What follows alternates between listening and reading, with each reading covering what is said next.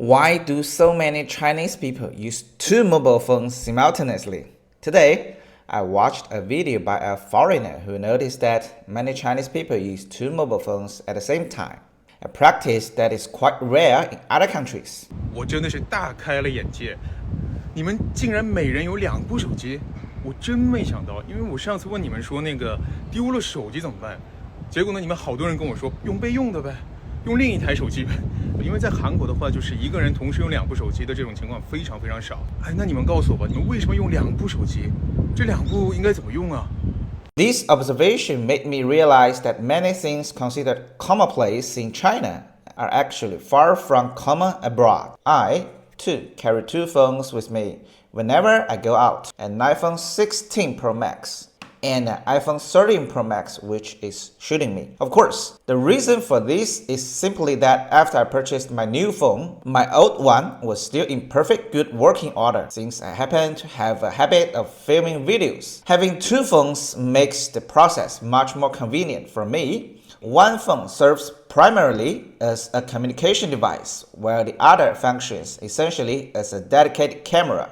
However, for the majority of Chinese people, using two phones is actually a measure born out of necessity. Unfortunately, in China, the boundaries between work and personal life are often not clearly defined. When someone needs to get in touch with you, they rarely stop to consider whether you are currently off duty or resting. Consequently, many Chinese people feel compelled to adopt a two-phone strategy, assigning one phone number exclusively for work and another for personal life. By switching off their work phone after hours, they can secure some peace and quiet during their downtime.